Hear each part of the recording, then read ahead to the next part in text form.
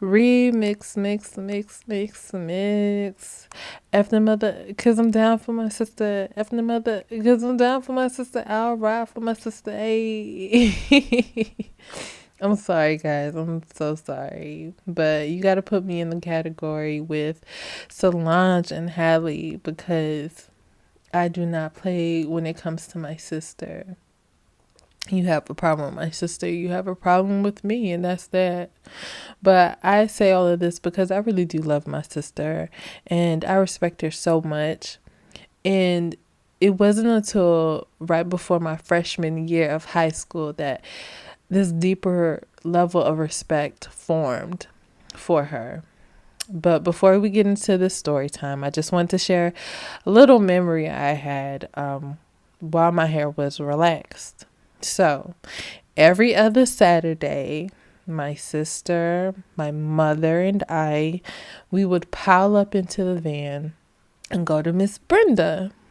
Now, Miss Brenda, she was a nice, sweet lady with a hair salon, a nice hair salon.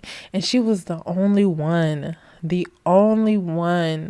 who knew how to take care of my hair in that relaxed state. Baby, when I tell you my hair flourished, it flourished, baby. Talk about with my hair back and forth, honey. I'm talking thick, long, shiny. It was just beautiful. So, Miss Brenda, if you happen to be listening, I appreciate you so much. I thank you for just really loving my hair and just taking care of it just so much. Okay, now here's the story time. So, eventually we stopped going to Miss Brenda and my hair was herring child. So I just decided that, hey, if we're not going to go to her anymore, let me just go natural or return to my natural state. So my hair was hairy and I was going through that weird transition stage, where the ends are still kind of straight and your roots are curling up. That's how it was looking then. So it was a couple of days before my freshman year of high school. And I had no idea how I was going to get my hair done. Until ding, ding, ding, my sister comes and she asks me, how about I do your hair? And I objected. I said no. But then I decided why not? I mean, it ain't like I had any money or any hairstylist, to go to. I didn't have options. Child was a hot mess. But anyways, so my sister, she gets to work. We go to this hair salon. Now, I'm from a small city town, right? And back then, leave-outs were the thing. So we go to the local hair beauty supply store and we get that, that cheap weave, that $9.99 per pack kind of weave, baby. And we make it do what it do. So my sister, she gets to work, okay? She braids down my hair. She's about to put that needle in, and that's when it hit me. That's when everything just came flooding in, right? She didn't really get the chance to really be a kid, She had to be my second mother, whether she wanted to take on the responsibilities or not. And my parents, they had multiple jobs, so they did have to depend on her. And she made sure that I was fed, I was bathed, I was taken care of all around. My sister, who at 8 years old, possibly younger, had to take on all of those responsibilities. And in that moment, while she was putting the thread in the needle,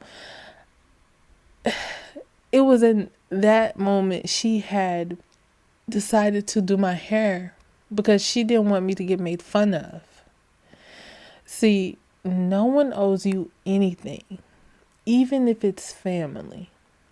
And it took me a while to understand that. So, right then and there, this teenage girl at this moment in time, or in that moment in time, she was doing my hair. She watched a little bit of videos and a couple of people in person because she said, I'm tired of depending on people. But also, she wanted me to look nice. Now, bless her heart. I mean, she did her best. She tried her best. This was her first time doing my hair. But I mean, we live in Florida. So it was a matter of time before my hair would frizz up. Even though we use gel, pink, all of that, everything, it didn't help, okay? I look back and I wish I was more grateful. Now, of course, I said thank you. Of course. But I too was filled with teenage angst at that time. But because she was practicing hairstyles on my head, which sidebar, they were free, of course, she just got so much better. Like, she just excelled. She just did better and better and better. And now, I'm not just saying this because she's my sister, but if this girl wanted to, if my sister wanted to, she could easily open up a salon and it would be successful. Okay? That's all I'm going to say. But moral of this episode, call the person who really took care of your hair and just say thanks. Think about it. With all that we're hearing about hairstylists hiking up the prices to do subpar work, really think about that one good person who actually did your hair and did it right. Now, you know this doesn't have to pertain to just hair. It could be anyone who has done multiple selfless acts without even asking for anything in return. Just hit them up.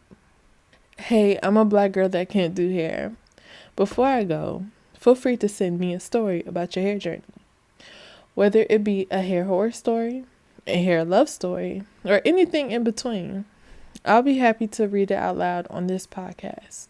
You can say anonymous or use a nickname. Please let me know at the beginning of the email. The email is blackgirlcan'tbraid@gmail.com. Love you guys, and until next time, bye.